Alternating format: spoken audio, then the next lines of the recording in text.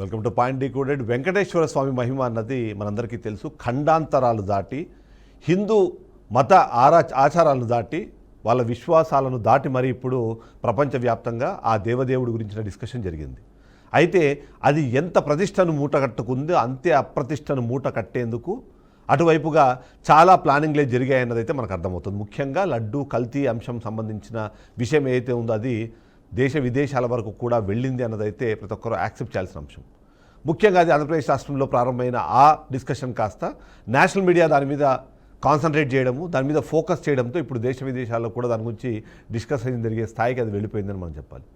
ఈ మధ్యకాలంలోనే మనం చూస్తే సిట్ రిపోర్ట్ వచ్చిన తర్వాత ఇంటర్నేషనల్ మీడియా కూడా ఆ వార్తను కవర్ చేశాయి అంటే దాని మీద దేశ విదేశాల్లో ఉన్న ఇంట్రెస్ట్ ఎంత అన్నది మనకు తెలుస్తుంది. ఈ నేపథ్యంలోనే నిజంగానే కల్తీ లడ్డు అంశం గురించి మనం మాట్లాడే క్రమంలో సిట్ రిపోర్టు ప్రకారం దాదాపుగా 250 కోట్ల రూపాయల అవకతవకలు జరిగేందుకు, అంత డబ్బు సంపాదించేందుకు ఈ మొత్తం దాన్ని రచించారన్న విషయం అయితే మనకు అర్థమవుతుంది.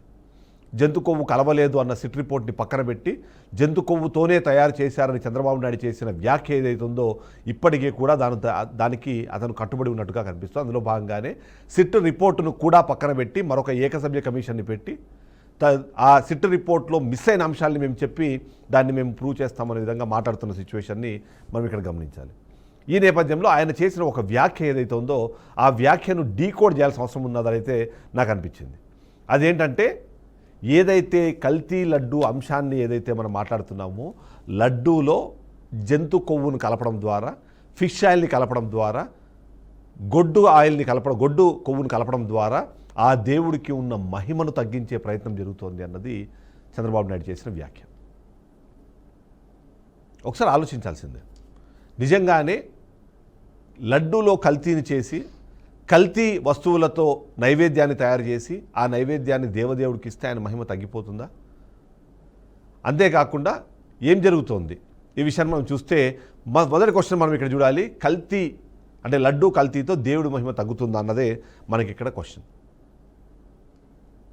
నిజంగానే ఒక లడ్డు లేదా ఆయనకి ఇచ్చే నైవేద్యంలో కొన్ని వస్తువులో కొన్ని పదార్థాలు కలిస్తే ఆయన మహిమ తగ్గిపోయేంత పరిస్థితుల్లో నిజంగానే ఉందా?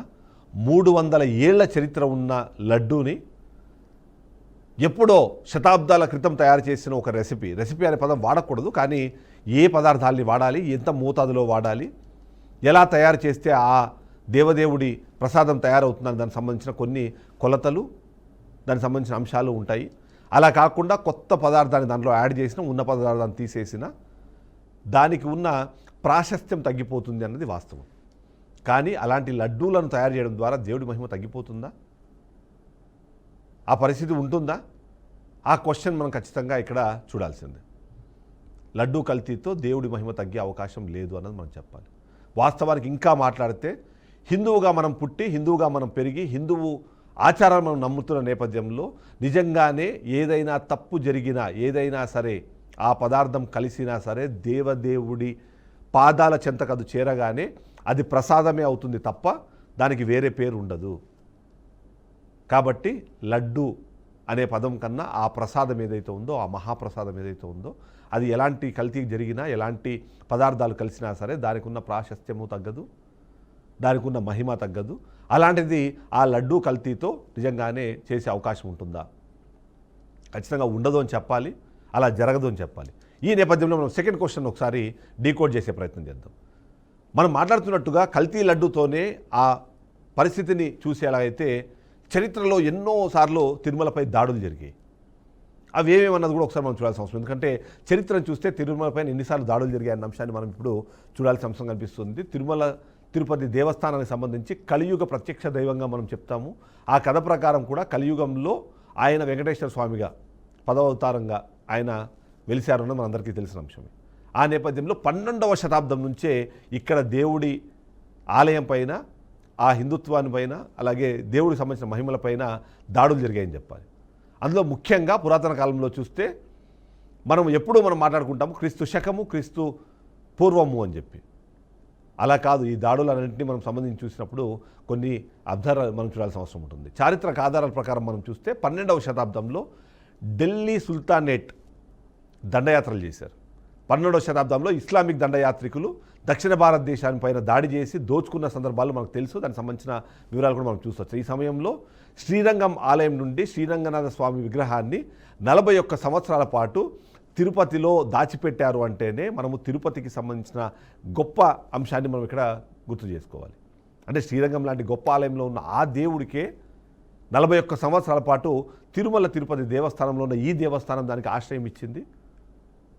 అది నాశనం కాకుండా ఆపింది అన్నది మనకు చరిత్ర చెప్తోంది. ఢిల్లీ సుల్తానేట్ సైన్యాలు దక్షిణ భారతదేశంలో ఎన్నో దాడులు చేసినా కానీ తిరుమల ఆలయం కానివ్వండి, దానికి భౌగోళిక స్థానిక కారణంగా ఎవ్వరే కానీ దాన్ని దగ్గరకు కూడా రాలేకపోయారు. అలా దాన్ని రక్షించడంలో తిరుమల తిరుపతి దేవస్థానం సంబంధించిన ఆ దేవదేవుడే అలా ఉన్నారు అని చెప్తూ ఉంటారు. అంతేకాకుండా ఇక్కడ ఎన్నో విగ్రహాలకు అక్కడ ఆశ్రయంగా మారింది అన్నది కూడా మనం చెప్తుంటారు. ఎందుకంటే 1323లో జరిగిన దాడి ఏదైతే మాలిక్ కాపూర్ లేదా తర్వాతి దాడులు ఏవైతే ఉన్నాయో అలా చూసినప్పుడు 1200 మంది రక్షకులు చంపబడ్డారన్నది కూడా మనం వింటూ ఉంటాం. ఏదైతే పన్నీరైరం తిరుముడి తిరుత్తిరన కులభం అని కోవిల్ ఒలుగు శ్రీరంగ ఆలయ చరిత్రలో కూడా దీని గురించి రాసిన పరిస్థితి ఉంది మనకి. అంటే తిరుమల దేవుడి మీద ఎవరైనా దాడి చేసే పరిస్థితి లేకుండా మన దక్షిణ భారతదేశంలో వేరే వాళ్ళు దాడి చేస్తే అవి కూడా అక్కడికి తీసుకొచ్చి రక్షింపబడ్డాయి అంటేనే ఆ దేవుడి గొప్పతనాన్ని మనం చూడాలి. ఇక 14 నుంచి 16వ శతాబ్దాల్లో కూడా చాలామంది ముస్లిం రాజవంశాల ఆధిపత్యం ఏదైతే ఉందో 14 నుంచి 16వ శతాబ్దాల మధ్యలో ఢిల్లీ సుల్తానేట్ అలాగే బహమనీ సుల్తానేట్కి సంబంధించిన ముస్లిం రాజవంశాల ఆధిపత్యంలో కూడా తిరుమల ఆలయము తరచూ దోపిడీలకు దాని మీద దండయాత్రలకు చాలామంది పాల్పడ్డారు. కానీ ఆ దేవదేవుణ్ణి మాత్రం ఎవ్వరూ ఏమీ చేయలేకపోయారు. అంతేకాకుండా ఆ ఆలయ సంపదను ఎవరైతే ఎత్తుకెళ్లాలని ప్రయత్నం చేశారో వాళ్ళు కూడా దాన్ని దక్కించుకోలేకపోయారు. అంతేకాకుండా మన ఆచారాలను అంటే ముఖ్యంగా ఇదంతా జరిగే సమయంలో కూడా ఏవైతే కైంకర్యాలు ఉన్నాయో వాటన్నిటిని రహస్యంగా అప్పటి పూజారులు అప్పుడున్న అర్చకులు నిర్వహించారు అన్నది మనకు తెలుసు. ఆ కాలంలో నిజంగానే కొద్దిగా ఆర్థికంగా క్షీణించింది కానీ బట్ హిందూ రాజులు కానివ్వండి, స్థానికంగా ఉన్న ప్రజలు కానివ్వండి దాన్ని రక్షించుకున్నారు, ఇప్పటికి కూడా అలాగే నిలబెట్టుకున్నారు అని. అక్కడి నుంచి మనం కాస్త ముందుకు వస్తే 15వ శతాబ్దంలో 1543లో పోర్చుగీస్ దండయాత్రలో కూడా ఒక ప్రయత్నం జరిగింది. ఎవరైతే పోర్చుగల్ రాజు జాన్ III ఉన్నారో ఆయన ఆదేశాల ప్రకారము ఎవరైతే పోర్చుగీస్ గవర్నర్ మార్టిన్ అఫోన్సో డిసౌసా అనే అతను తిరుమల ఆలయాన్ని దోచుకోవడానికి అలాగే నాశనం చేయడానికి కూడా ఆయన సైనిక దండయాత్రను ప్రారంభిస్తే 45 నౌకలు 3000 అశ్విక దళము 3000 నావికులు వీళ్ళందరూ కలిపి గోవా నుంచి ఇక్కడికి బయలుదేరితే ఈ విషయము ముందుగానే ఆ దేవదేవుడు విజయనగర సామ్రాజ్యంలో బిస్నాగా ఉన్న ఆయనకి చెప్తే ఆ విజయనగర సామ్రాజ్యం ఎక్కడ మా మీద తిరిగి దండయాత్ర చేస్తుందో అని చెప్పి ఎవరైతే అలా ప్రారంభించిన ఆ రాజు ఆయన ఆలోచనని వెనక్కి తీసుకొని మద్రాసు నుంచే తిరిగి వెళ్ళిపోయాడన్నది చరిత్ర చెబుతోంది. ఇక 17వ శతాబ్దంలో గోల్కొండ సుల్తాన్ దాడి అది కూడా మనం చూసుకోవాలి. ఎందుకంటే 1665లో కూడా గోల్కొండ సుల్తాను అబ్దుల్లా ఖుతుబ్ షా సైన్యము అంటే ఆయన అలీ నాయకత్వంలో తిరుపతి పైన దాడి చేసి కొన్ని విగ్రహాలు అలాగే ఆలయాలను ధ్వంసం చేసే ప్రయత్నం చేసింది. అలా చేసినప్పుడు మిగిలిన పక్కనున్న పట్టణాలు కానివ్వండి గ్రామాల్లో దోపిడీ జరిగింది. కానీ వెంకటాచల అంటే ఇక్కడికి వరకు మాత్రం రాలేకపోయారు అన్న విషయాన్ని వెంకటాచల విహార శతకం అనే దాంట్లో తెలుగు కవితతో వర్ణించారు. ఇక్కడ పూజారులు సైన్యాన్ని కూడా ఒప్పించినట్టుగా చెబుతున్నారు. అంటే అక్కడ దాకా వచ్చి దేవుణ్ణి ఏదో నాశనం చేద్దామని ప్రయత్నం చేస్తే అది వాళ్ళ చేత కుదరలేదు అని. అలాగే జహంగీర్ అలాగే షాజహాన్ కాలంలో కూడా ఇదే విషయాన్ని ప్రయత్నం చేశారు. జహంగీర్ అలాగే షాజహాన్ రాజ్యకాలంలో ఎన్నో ఆలయాలపై దాడులు జరిగాయి, అవన్నీ మనకు తెలుసు. సంపదను వీళ్ళు ఇక్కడి నుంచి తీసుకొని వెళ్ళిపోయారు. అలాంటి సందర్భంలో కూడా తిరుమల తిరుపతి ఆలయం అన్నది ఎన్నో సవాళ్ళను ఎదుర్కొంది. ఎన్ని దాడులు జరిగినా సరే తిరుమల ఆలయము దాని భక్తుల విశ్వాసం అలాగే రక్షణల చరణ కారణంగా తన ఉనికిని కాపాడుకోవడమే కాకుండా ఇప్పటికి కూడా అదే స్థాయిలో విలసిల్లుతోంది అన్నది మనకు తెలుస్తుంది. అంటే ఈ విధంగా చూస్తే మాత్రం ఎన్ని రకాలుగా చూసినా సరే ఎన్ని ప్రయత్నాలు చేసినా సరే చరిత్రలో ఇన్ని వేల మంది ఆ ఆలయాన్ని నాశనం చేద్దామని ప్రయత్నం చేసినా ఆయనకున్న మహిమతో అక్కడున్న స్థల కారణంగా ఎప్పుడూ తిరుమల తిరుపతి దేవస్థానం మీద ఎవరు ఏమీ చేయలేకపోయారు. సో ఇక నెక్స్ట్ క్వశ్చన్ మనం చూద్దాం. సరే అప్పుడంటే రాజుల కాలంలో అలా జరిగింది కదా, మరి ఆధునిక కాలంలో తిరుమల పైన ఎలాంటి దాడులైనా జరిగాయా? ఆ దాడులను ఇప్పుడు ఏదైతే కల్తీ లడ్డూతో పోల్చే అవకాశం ఉందా, పరిస్థితి ఉందా అన్నది ఒకసారి మనం డిస్కస్ చేసే ప్రయత్నం చేద్దాం. ఆధునిక కాలంలో జరిగిన ఆ కార్యక్రమాలు కానివ్వండి, ఆ జరిగిన పరిణామాల్ని కానివ్వండి, మనం దాడులు అని చెప్పడానికి లేదు. కానీ కొన్ని విషయాలను అయితే మనం గుర్తు చేసుకోవాలి.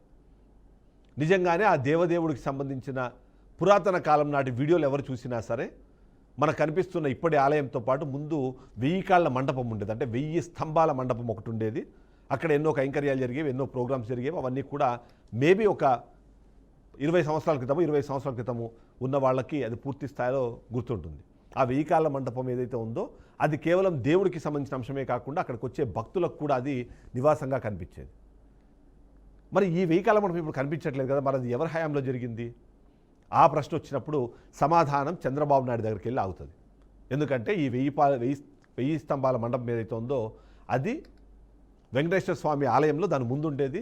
పురాతన గ్రానైట్ నిర్మాణం. అది విజయనగర సామ్రాజ్య కాలంలో క్రీస్తు శకం 1464 నుంచి 1472 మధ్యలో సాళువ మల్లదేవరాయ అనే వ్యక్తి ఆ హయాంలో దాన్ని నిర్మించారు. ఆ మండపం నిజంగానే శిల్పకళకు అద్భుతంగా ఉండేదని చెప్పేసి చేస్తూ ఉంటారు. స్తంభాలపైన పురాతన శిల్పాలు, నామాలు చెక్కబడి ఉండేవనేది చెబుతూ ఉంటారు. ఈ మంటపాన్ని 2003లో తొలగించారు. వాస్తవం చెప్పాలంటే దాన్ని కూల్చివేశారని చెప్పాలి. సరే, మనం అంటే తొలగించారు. అప్పుడు ముఖ్యమంత్రిగా ఉన్న వ్యక్తి ఎవరు? నారా చంద్రబాబు నాయుడు. ఆయన హయాంలోనే ఇది జరిగింది. ఇది తీసేసేటప్పుడు కూడా తిరుమల తిరుపతి దేవస్థానం సంబంధించిన బోర్డు నిర్ణయంతో జరిగిందని చెప్పినా సరే, అంతేకాకుండా ఆలయం చుట్టూ భక్తుల రద్దీని తగ్గించడం, అలాగే భద్రతను మెరుగుపరచడం కోసం ఈ నిర్ణయం తీసుకున్నారని చెప్పినా సరే భక్తులు చాలామంది దాన్ని వ్యతిరేకించారు. ఆధునీకరణ పేరుతో చేశారు, కానీ ఇది చాలా వివాదాస్పదమైన సందర్భం కూడా చూసాం మనం. చరిత్రకారులు, పురావస్తు నిపుణులు భక్తులు దీన్ని వారసత్వ నష్టంగా కూడా భావించి తీవ్రంగా వ్యతిరేకించినా సరే తర్వాత దాన్ని పునర్నిర్మాణం చేస్తాము అని చెప్పి ఎన్నో కమిటీలు, కోర్టు కేసులు, ప్రతిజ్ఞలు ఇవన్నీ జరిగినాయి. కానీ బట్ ఇప్పటిదాకా జరగలేదు. 2015లో టీటీడీ పునర్నిర్మాణం చేయాలని నిర్ణయించింది అని కూడా చెప్పారు, కానీ బట్ అది కూడా జరగలేదు. సో ఓవరాల్గా చూస్తే విదేశీయాల నుంచి వచ్చిన వాళ్ళ నుంచి ఆ టెంపుల్ కాపాడబడింది, కానీ చంద్రబాబు నాయుడుతో దాన్ని కాపాడుకోలేకపోయామని చాలామంది బాధపడిన సందర్భాలు కూడా ఉన్నాయి. ఆ విధంగా చూస్తే ఏదైనా సరే ఆ 1000 కాళ్ళ మండపం కానివ్వండి అవన్నీ కూడా 2003లో చంద్రబాబు నాయుడు హయాంలో ఉన్నప్పుడు తొలగించారు అన్నదాన్ని చెప్పే ప్రయత్నం చేస్తూ ఉంటారు. అందుకనే దాన్ని హెరిటేజ్ నష్టంగా ఇప్పటికి కూడా చరిత్రలో ఒక చీకటి అధ్యాయంగా దాన్ని గుర్తుపెట్టుకున్న వాళ్ళు చాలామంది ఉన్నారు. ఈ నేపథ్యంలో మనము 4th క్వశ్చన్ చూద్దాం. నిజంగా కలియుగ దైవం వెంకన్న స్వామి మహిమ తగ్గే అవకాశాలు ఉన్నాయి అన్నదే మన ఫైనల్ క్వశ్చన్. మనం అన్నట్టుగా తిరుపతి లడ్డూకి 300 సంవత్సరాల చరిత్ర ఉంటే ఆ టెంపుల్కి దాదాపుగా 1000 సంవత్సరాల చరిత్ర ఉందని మనం చెప్పుకోవాలి. 12వ శతాబ్దం నుంచి ఇప్పుడు మనము 20వ శతాబ్దానికి వచ్చే 8 శతాబ్దాల కాలాన్నది చూసిన ఒక సజీవ సాక్ష్యంగా మనకున్న నేపథ్యంలో ఎప్పుడెప్పుడు ఏం జరిగింది, దాని మీద జరిగిన దాడులు ఏంటి, నిజంగానే ఆ మహిమ ఏ స్థాయిలో ఉంటుంది అని చెప్పుకోవాలి అంటే 1974లో ఉన్న జరిగిన ఒక అంశాన్ని మనం ఇక్కడ గుర్తు చేసుకోవాలి. 1979లో తీవ్రమైన కరువు వచ్చేసింది. అక్కడ నిజంగానే వచ్చే భక్తులకి ప్రసాదాలు కూడా ఇవ్వలేని సిచ్యువేషన్లో ఉన్నాయని చెప్పి ఒక నివేదిక వచ్చిన నేపథ్యంలో ఆలయాన్ని కొద్ది రోజులు మూసివేయాలని ఆలోచించారు. కానీ ఆ దైవేచ్ఛ అలా లేదు. ఆ దైవీ అద్భుతం ఏదైతే ఉందో దాని ద్వారా వర్షాలు పడి ఆ తర్వాత ఆ టెంపుల్ మూసివేయాల్సిన అవసరం లేకుండా అది కంటిన్యూ అయిందని చెప్పేసి భక్తులు నమ్ముతారు. దాన్నే దేవుడి మహిమగా మనము కొలుస్తూ ఉంటాం. ఖచ్చితంగా ఇది దాడి కాదు. అయినా సరే కొన్ని సందర్భాల్లో మనం చూస్తే ఈ మధ్యకాలంలో జరిగిన కొన్ని ఘటనలు 2025లో అయితే టికెట్ల కోసం అక్కడ తొక్కిసలాట జరిగి మరణాలు సంభవించడం కానివ్వండి, అలాంటివి కొన్ని మనకు కనిపిస్తూ ఉంటాయి. సో ఏదేమైనా సరే దేవుడి మహిమ ఏ స్థాయిలో ఉంటుంది అంటే కరోనా కాలంలో ఒక మనిషి ఇంకో మనిషిని కలవడమే చాలా కష్టసాధ్యమైన సందర్భంలో, అంటే మార్చి 20, 2020లో కూడా ఆలయాన్ని భక్తులకు ఎంట్రీ లేకుండా ద్వారాలు మూసేశారు. కానీ లోపల మాత్రం దేవుడికి సంబంధించిన అన్ని కైంకర్యాలు కూడా నిర్వహించారు. మార్చి 25, 2020 నుంచి కొద్ది రోజుల ముందు ఇది జరిగింది. ఏకాంత సేవలన్నీ కూడా ఆయనకి నడిచాయి. పూజలు, అర్చనలు అవన్నీ కూడా జరిగాయి. ఆయనకి గర్భగుడిలో పూజారులు, సిబ్బంది మాత్రమే ఉండి ఆయన్ని నడిపించారు. అది దాదాపుగా మనం ఆలోచిస్తే 128, 129 సంవత్సరాల తర్వాత మొదటిసారి టీటీడీ భక్తులకు ఏదైతే దేవుడికి సంబంధించిన సామాన్య భక్తులకు దర్శనం లేకుండా అలా మూస ఉండమంటుంది. దాదాపుగా 80 రోజుల పాటు అది జరిగింది. అంతకుముందు అంటే ఒక 128 సంవత్సరాల ముందు 3 రోజులు మాత్రమే మూసివేయబడింది అన్నది ప్రతి ఒక్కరు చెప్తూ ఉంటారు. సో ఈ విధంగా చూస్తే 80 రోజుల తర్వాత తెరుచుకొని ఇప్పుడు మళ్ళీ మరొకసారి అది దేవుళ్ళకి అందరికీ కూడా ఆ దర్శనం వస్తుంది అన్నది మనకు అర్థమవుతుంది. నిజంగానే ఒక లడ్డు కల్తీని చేసేస్తే ఆ దేవుడి మహిమ తగ్గిపోతుందా? ఒక 1000 కాల మంటపాన్ని కూల్చివేస్తే ఆ దేవుడి మహిమ తగ్గిపోయిందా? ఇన్ని వేల మంది ఇన్ని వందల సార్లు ఆ దేవుడి మీద దండయాత్ర చేసే ప్రయత్నం చేసినా ఆ దేవదేవుడు తనను తాను కాపాడుకొని తన భక్తులను కాపాడి తన ఆలయాన్ని కాపాడుకొని, అంతేకాదు ఆ చుట్టుపక్కల ఉన్న విగ్రహాలను కూడా కాపాడిన ఆ దేవదేవుడికి ఇలాంటి ఒక కల్తీ లడ్డూతో ఆయన మహిమ తగ్గిపోయే అవకాశం ఉందా? ఇలాంటి స్టేట్మెంట్స్ ఇవ్వడం ద్వారా ప్రజల్లో ఉన్న ఆలోచన కానివ్వండి, ఆ దేవదేవుడి మీద ఉన్న నమ్మకం కానీ సన్నగిలే అవకాశం లేదా? ఇలాంటి స్టేట్మెంట్లు ఇచ్చేటప్పుడు 1-2 సార్లు ఆలోచించుకోవాల్సిన అవసరం ఉందని అయితే మనం చెప్పాల్సిందే. నిజంగానే వెంకటేశ్వర మహిమ తగ్గే అవకాశం ఉందా? ఇప్పటికే 8 శతాబ్దాల ఒక సుదీర్ఘమైన మహిమాన్వితమైన ఒక పుణ్యక్షేత్రంగా ఉన్న ఈ తిరుమల తిరుపతి దేవస్థానం అన్నది ఒక్క లడ్డు కల్తీ చేయడంతోనే ఆ మహిమ తగ్గిపోతే ఇక దేవుడిని మనం ఎవరు నమ్మాలంటారు, ఎలా నమ్మాలంటారు? ఇప్పటికైనా సరే నిన్న ఏదైతే ఆర్ఎస్ఎస్కి విహెచ్పికి సంబంధించిన ఏపీ వాళ్ళు చెప్పినట్టుగా పూర్తి స్థాయిలో సమాచారం రానివ్వండి, పూర్తి స్థాయిలో దానికి సంబంధించిన ఆధారాలు బయటపడినివ్వండి, కల్తీ జరిగిందన్న విషయం కన్ఫర్మ్ కానివ్వండి. కల్తీ అంటే అగైన్ మళ్ళీ నేను చెప్తున్నాను, ఏదైతే వెజిటేబుల్ ఆయిల్ కానివ్వండి, ఫ్యాట్ ఆయిల్తో కానీ వచ్చిన కల్తీ కాదు. జంతు కొవ్వు, ఆవు కొవ్వు, ఫిష్ ఆయిల్, బీఫ్ ఆయిల్ కలిసిందని ఏది చెప్పారో అలాంటి కల్తీ జరగనప్పుడు, జరిగిందో లేదో తెలియనప్పుడు అలాంటి స్టేట్మెంట్లు ఆపేస్తే మంచిది. తద్వారా ఆ దేవుడి మహిమ తగ్గించే ప్రయత్నం జరుగుతుందన్న మాటలు దయచేసి తగ్గిస్తే మంచిది. లేకపోతే 2 కొండలుగా మార్చే ప్రయత్నం రాజశేఖర రెడ్డి చెప్పారు అనే మాటతో ఏదైతే 2007లో 7 కొండలు కూడా తిరుమల పరిధిలోకి వస్తాయని చంద్రబాబు ఏదైతే వైఎస్ రాజశేఖర రెడ్డి ఇచ్చిన జీవోలను మరొకసారి గుర్తు చేసుకోవాల్సిన అంశం, ఇలాంటివన్నీ లేకుండా ఉండాలంటే కొద్ది రోజులు ఈ డిస్కషన్ ఆపితే మంచిది అన్నది మాత్రమే మనం భావించాలి.